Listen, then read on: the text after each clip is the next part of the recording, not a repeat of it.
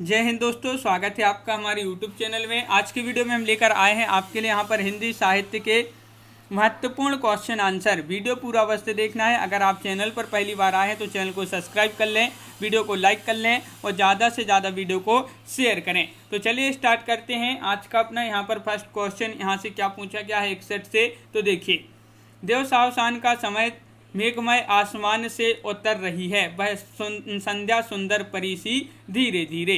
प्रस्तुत ये पंक्तियां जो हैं किसकी ये पंक्तियां मानी जाती हैं? महत्वपूर्ण पंक्तियां हैं, कई बार एग्जाम में भी पूछी गई हैं। तो ये पंक्तियां मानी जाती हैं किनकी? निराला जी की पंक्तियां मानी जाती हैं। और आपके लिए बताना है आखिरी में कि कितने क्वेश्चन आपसे यहाँ पर सही बने हैं। क्वेश्चन नंबर 2 यहाँ पर पूछा है कि सांच बराबर तप नहीं, झूठ बराबर पाप। प्रस्तुत पंक्तियों के रचयिता कौन हैं? कबीर, जायसी, मीरा बाई या फिर रसखान? तो आपका सही आंसर है 62 का कबीर आपका सही आंसर होगा। विकल्प नंबर 1 आपका सही आंसर है, कबीर राइट आंसर होगा, बिल्कुल सही। अगला क्वेश्चन क्या है तो देख लेते हैं। अष्टछाप के यहाँ पर पूछा है, अष्टछाप के सर्वश्रेष्ठ भक्त कवि के रूप में खालिस्तान का नाम लिया जाता है, किन का नाम लिया जाता है? कुंभन दास, सूरदास या फिर यहाँ पर परमानंद दास या कृष्णदास? तो अष्टछाप के सर्वश्रेष्ठ भक्त कवि के रूप में नाम लिया जाता है किनका? बिल्कुल सरल क्वेश्चन है, महत्वपूर्ण क्वेश्चन है, सूरदास आपका यहाँ पर सही आंसर होगा, बिल्कुल सही। क्वेश्चन नंबर आपका यहाँ पर 64 है कि रामचरितमानस की भाषा क्या है? भोजपुरी है, प्राकृत है, ब्रज भाषा है या अवधी भाषा है? ये आपके 4 विकल्प हैं जो कि महत्वपूर्ण क्वेश्चन। रामचरितमानस की भाषा क्या है? तो क्वेश्चन नंबर 64 का सही आंसर है, आपका राइट आंसर है अवधी, आपका सही आंसर होगा। विकल्प नंबर आपका यहाँ पर डी राइट आंसर है। क्वेश्चन नंबर 65 यहाँ पर पूछा है, भूषण किस रस के कवि थे? ये महत्वपूर्ण क्वेश्चन है, बताइए भूषण किस रस के कवि थे? 4 विकल्प आपके यहाँ पर दिए गए हैं, रौद्र रस या करुण रस, वीर रस या श्रृंगार रस। तो क्वेश्चन नंबर 65 है और आपका सही आंसर है भूषण जी जो थे ये वीर रस के कवि माने जाते हैं, तो आपका सही आंसर होगा वीर रस, बिल्कुल सही राइट आंसर है। क्वेश्चन नंबर आपका यहाँ पर 66 पूछा, हिंदी का आदि कवि किसे माना जाता है? अब्दुल रहमान, सरहपा, स्वयंभू या फिर पुष्पदंत? 66 का सही आंसर, हिंदी का आदि कवि किसे माना जाता है? तो आपका सही आंसर है स्वयंभू जी को, तो विकल्प नंबर आपका सी यहाँ पर सही आंसर होगा। क्वेश्चन नंबर आपका यहाँ पर 67 पूछा, रामचरितमानस में कितने कांड हैं? 4, 5, 7 या 8? तो यहाँ पर 67वां क्वेश्चन है और 67 का सही आंसर है आपका रामचरितमानस में कितने कांड हैं? तो इसमें 7 कांड हैं, ये याद रखिए, महत्वपूर्ण क्वेश्चन है, 7 कांड आपका सही आंसर होगा।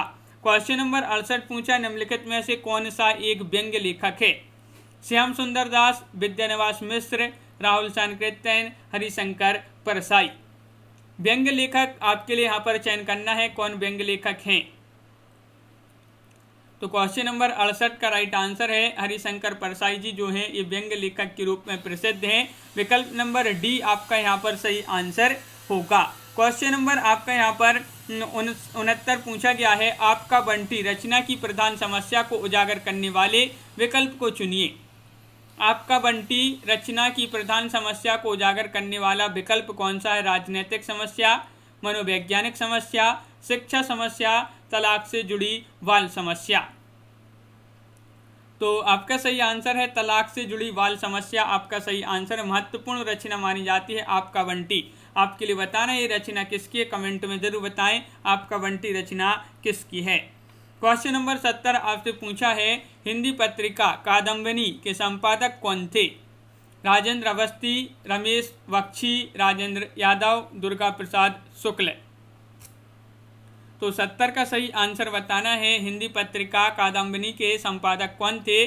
तो आपका यहाँ पर सही आंसर है 70 का 1 यानी कि राजेंद्र अवस्थी आपका सही आंसर होगा। क्वेश्चन नंबर 71 पूछा है, निराला को कैसा कवि माना जाता है? अवसरवादी या फिर क्रांतिकारी, पलायनवादी, भाग्यवादी?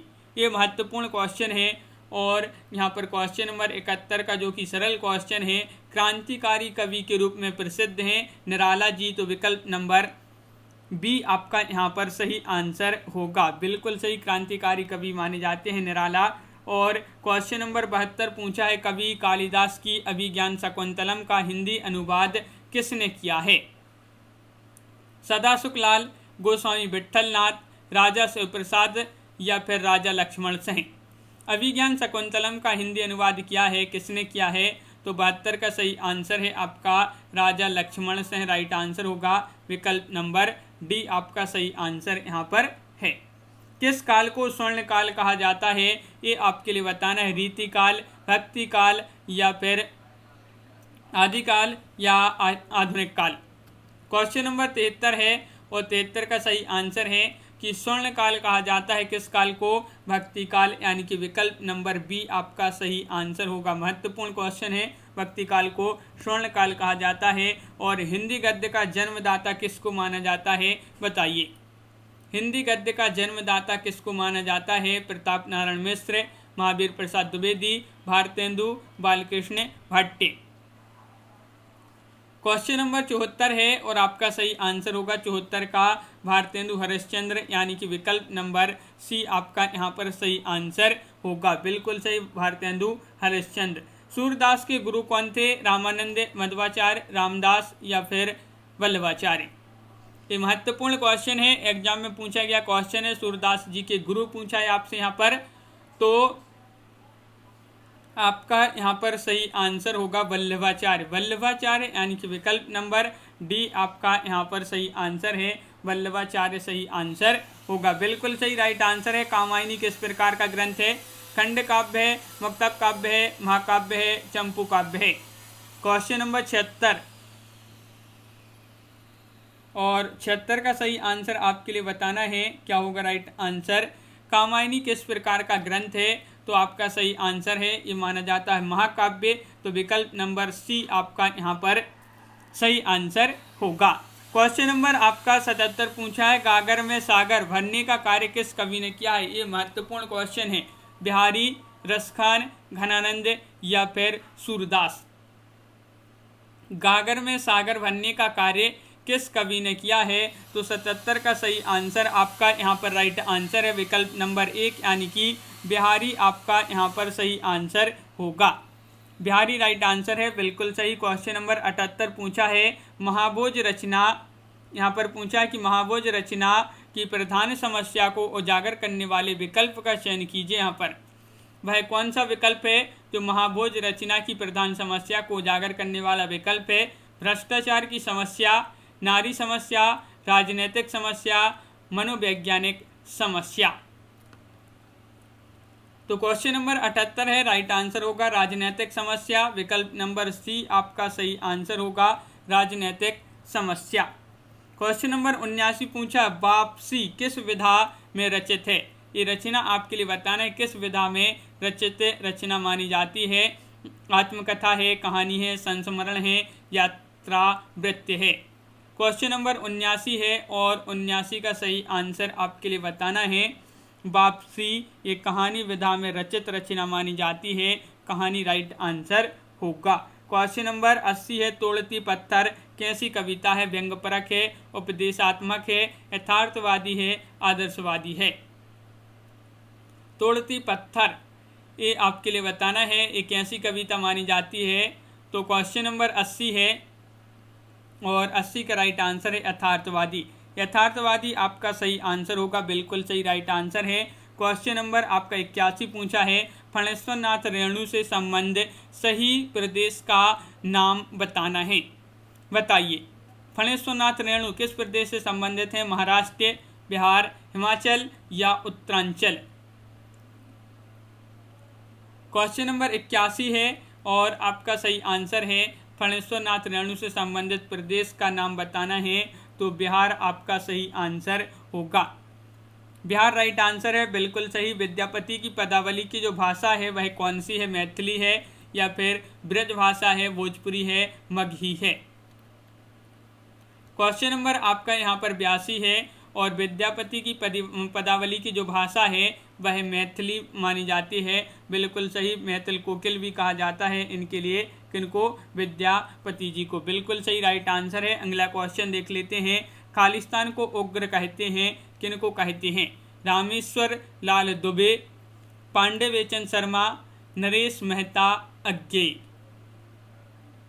तो उग्र किनको कहा जाता है? तो राइट आंसर है पांडे बेचन शर्मा जी को उग्र, यानी कि पांडे बेचन शर्मा उग्र। तो बिल्कुल सही, राइट आंसर है विकल्प नंबर बी आपका सही आंसर होगा। अगला क्वेश्चन देखते हैं।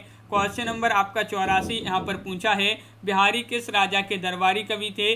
महाराणा प्रताप, शिवाजी, जयसिंह, तेज सिंह। क्वेश्चन नंबर 84 है और बताइए क्या होगा सही आंसर। बिहारी जी जो थे किस राजा के दरबारी कवि थे? तो राजा जयसिंह आपका यहाँ पर विकल्प नंबर सी राइट आंसर है, बिल्कुल सही। अगला क्वेश्चन देखते हैं। क्वेश्चन नंबर आपका यहाँ पर 85 है और शेष कादम्बरी के रचयिता कौन है? बताइए। नरेश मेहता हैं, हजारी प्रसाद द्विवेदी हैं, बाणभट्ट हैं, अलका सरावगी। शेष कादम्बरी के रचयिता पूछा है, तो क्वेश्चन नंबर 85 है और 85 का सही आंसर आपका यहाँ पर होगा। शेष कादम्बरी के रचयिता माने जाते हैं अलका सरावगी। तो विकल्प नंबर आपका यहाँ पर डी राइट आंसर है, विकल्प नंबर 4। राग दरबारी के रचयिता कौन है? राग दरबारी एक उपन्यास माना जाता है, महत्वपूर्ण उपन्यास है। राही मासूम रजा जी का उपन्यास है, श्रीलाल शुक्ल, हरिशंकर परसाई या शरद जोशी। किनका उपन्यास माना जाता है राग दरबारी? तो क्वेश्चन नंबर 86 है और 86 का आपका सही आंसर होगा, ये उपन्यास माना जाता है श्रीलाल शुक्ल जी का। क्वेश्चन नंबर 87 देख लेते हैं। पूस की रात कहानी के रचनाकार कौन माने जाते हैं? बताइए। पूस की रात कहानी के रचनाकार, महत्वपूर्ण क्वेश्चन है और आपका सही आंसर है पूस की रात। एक कहानी विधा की रचना है, प्रेमचंद जी की रचना मानी जाती है। महत्वपूर्ण रचना है पूस की रात, बिल्कुल सही राइट आंसर है। ध्रुव स्वामिनी ये नाटक है और इसके जो रचयिता माने जाते हैं राम कुमार वर्मा, रामवृक्ष वैनीपुरी, जयशंकर प्रसाद या हरिश्चंद्र जी। तो ध्रुव स्वामिनी के रचयिता आपके लिए बताना है। ध्रुव स्वामिनी नाटक के रचयिता पूछा है, जो कि राइट आंसर होगा जयशंकर प्रसाद, यानी कि विकल्प नंबर सी आपका सही आंसर होगा। आत्मनिर्भरता निबंध की रचनाकार कौन है? महावीर प्रसाद द्विवेदी, बालकृष्ण भट्टे, रामचंद्र शुक्ल, अजित कुमार। आत्मनिरीक्षण निबंध के रचनाकार आपसे पूछा है और क्वेश्चन नंबर आपका 89 है। 89 का सही आंसर है बालकृष्ण भट्टे, यानी कि विकल्प नंबर बी आपका सही आंसर होगा। गंगा छवि वर्णन के रचनाकार कौन है? गंगा छवि वर्णन एक कविता है और इसके जो रचनाकार माने जाते हैं क्वेश्चन नंबर 90 है। महत्वपूर्ण क्वेश्चन पूछा गया है गंगा छवि वर्णन और इसके रचयिता पूछा है आपसे। तो क्वेश्चन नंबर 90 है, राइट आंसर होगा भारतेंदु हरिश्चंद्र आपका सही आंसर है। गंगा छवि वर्णन कविता के रचनाकार माने जाते हैं हरिश्चंद्र जी। तो इस प्रकार यहाँ पर महत्वपूर्ण क्वेश्चन कंप्लीट किए हिंदी साहित्य के। कितने क्वेश्चन आपसे यहाँ पर सही बने हैं आप कमेंट में जरूर बताएं। कैसा लगा ये वीडियो कमेंट में लिखें और ज़्यादा से ज़्यादा वीडियो को सभी लोग शेयर कर दें और एक बार वीडियो को लाइक अवश्य कर लें। इसी तरह के बहुत सारे वीडियो आने वाले हैं, तो चैनल को सब्सक्राइब कर लें, बेल आइकन दबाएं, ऑल पर क्लिक करें ताकि ऑल वीडियो की नोटिफिकेशन आपके यहाँ तक पहुँचे। आज की वीडियो में बस इतना ही। सभी के लिए बहुत बहुत धन्यवाद। जय हिंद।